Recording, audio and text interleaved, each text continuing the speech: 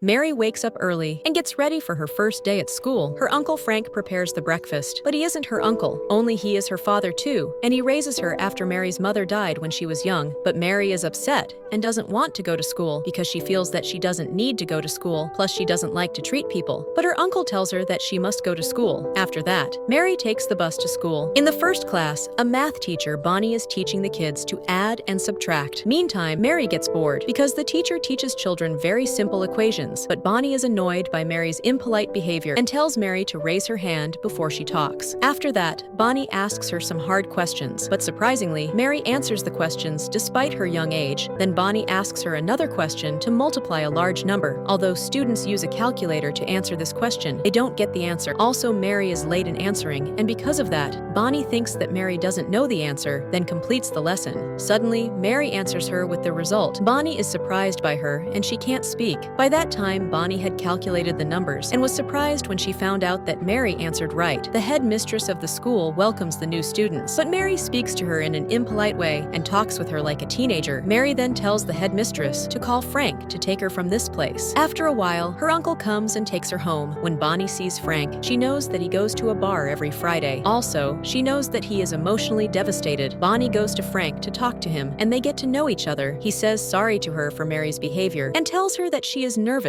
because it is her first day of school. But Bonnie tells him that she doesn't want to talk to him about the girl's behavior. She tells him that she feels that Mary is talented and she answers difficult questions for her age. Frank tells her that Mary learned how to solve mathematical problems in a way that was used in the camps in the past without a calculator. Frank then goes with Mary to his workplace. By the way, he is a machinist repairing boats in the port and talks to Mary that she broke her promise. They make a deal not to show off her intelligence before the rest of the kids and teachers because he wants to make them treat her like a normal child. Mary then says sorry to him. After a while, they go to the boat at sea together, and Mary plays on the beach with her cat. Day by day, Mary goes to school and tries to deal with the other kids. Today, Mary has an exam. Bonnie gives the students the papers for the exam. Once she gives the students the papers, Mary tells her that she has finished the exam, but Bonnie isn't surprised. After that, Bonnie gives her an exam at the level of a university student. She wants to know Mary's level and whether she can solve this or not. Surprisingly, Mary finishes the exam without any problems and looks at the teacher with a confident look. After class, Bonnie goes to look for Mary's family name. She finds out that her mother is Diane, a very popular mathematician, and has a great name in her field. Because she solved difficult equations, the entire world didn't know how to solve them, but she knows that Mary's mom committed suicide for an unknown reason. After that, her uncle Frank raised her. Bonnie goes to the bar where Frank is staying and meets him there. She tells him that she wants to know the truth about Mary and shows him the exam that Mary answered it. Frank tells her that a long time ago he had a date, but his sister Mary's mother wanted to tell him something. He told her when he came back they would talk, but when he came back from the date found Mary alone on the couch, and his sister had committed suicide in the bathroom. He then says that Mary's father abandoned his family from the days when Mary was young, and says that from that day Mary's behavior changed, but Bonnie tells him that Mary is really a genius. Frank says he knows that, but he doesn't want anyone to know, to treat her like any student. The next day, Mary is on the bus, and they all have a project about animals. While all of the students have a design for their work, a child is walking with his project, but a bullying child falls him, and he breaks his project. Mary is angry, so she hits the bullying child with a big book in his face and makes him bleed. Later, Frank gets called out because of what Mary did, and he goes to the headmistress. She tells him that she knows that Mary is a genius, and she can give her a free scholarship to the Oaks Academy for gifted children. But Frank tells her that his family had a lot of problems with the Oaks math schools, and he doesn't want Mary to suffer the same as his family. He then tells her that he won't agree with this scholarship. The next day, Mary says sorry to all the kids for what she did, and tells them that she won't hit anyone again. After that, she makes the whole class clap for the child who owns the broken project, and says that he was the best one of them all. Then Frank takes her home to meet her grandma Evelyn, and this is the first time Mary sees her. Meantime, her grandma gives Mary an expensive laptop and says that there is a mathematics book on this laptop, but Mary tells her that she read this book a long time ago, and she is on a higher level now. After a while, Evelyn goes with Frank. He tells her that he knows that the headmistress called her and made her come, then asks her why she comes to see her granddaughter for the first time in 7 years. Meantime, Evelyn tells him that this isn't the time or the right place for her to tell him, and tells him that the place where they live isn't suitable for them. Evelyn then walks because he doesn't reply to her. Frank enters the house and finds Mary reading a math book on her new laptop, but he thinks of something and goes to Evelyn again. He tells her that his sister, Diane, wrote on the suicide note that no one should let Mary live with her grandma, and she wants Mary to live a normal life. But Evelyn tells him she can provide Mary with a luxurious life. Frank stops her, and he says that she wants Mary to live her life among mathematicians, and he will not let it happen. At this moment, Evelyn is so nervous and asks him to think good in Mary's life, or she'll file a case to get custody of her. One day, Frank works in the house and finds Mary studying a math book all the time. He asks her to go out, but she prefers staying at home to studying, so Frank makes her go out by force because he doesn't want her to be introverted. After a while, it's the first time that Evelyn files against Frank for custody of Mary. The session ends with an appeal on another day after examining the place where Mary lives, and this is because Evelyn's lawyer claims that Mary lives with her uncle in an unsuitable home. Frank then asks Roberta, their neighbor, to take Mary over tonight. Roberta is like Mary's mom and loves her very much. Meanwhile, Frank gets a letter from the court. The court asks him that Mary must go to her grandma for 2 days. Mary travels to her grandma Evelyn, and she shows Mary photos of her mom Diane. The next day, Evelyn takes Mary to the university, and she shows Mary a wall of honor with 7 blank photos except for one. These pictures are for the people who solve the 7 most difficult mathematical equations in history. Then she shows her a photo of an equation called Navier-Stokes, and it is under Diane's name because she was about to solve it, but she died. She then tells Mary if Diane solved it, she would have received the Nobel Prize in Physics and Mathematics. After all of this, Mary tells her that her photo will one day be on this wall of honor. Then Evelyn takes her to a mathematician, and she makes Mary try to solve a difficult equation, but Mary doesn't know how to solve it because she is so stressed. At this time, Evelyn gets mad at the mathematician because he confuses Mary to solve the equation quickly, and they then walk. But Mary tells her on their way that there is a mistake in the equation, so Evelyn comes back to the mathematician, and after some time, Mary corrects an equation and solves it. The mathematician and Evelyn get surprised by her genius. After the residency period passes, Mary goes to her home and her uncle welcomes her. Then Mary tells Frank that she loves her grandma Evelyn, but doesn't want to live with her because she is bossy, and Frank then promises her he won't leave her. On the second day in court, the judgment in Mary's custody case continues. Evelyn calls Mary's father, who has never seen his daughter one day, but he is present as a guardian of his daughter. At this time, Frank's lawyer proves that he is never her guardian. He had never seen her before, not even asked about her, and the judgment in Frank's favor. When Frank goes home, he tells Mary that he saw her father in court, but Mary is crying because her father doesn't even come to see her. Frank then takes Mary and Roberta to the hospital. He wants to show Mary something that makes her happy. There they keep waiting for hours,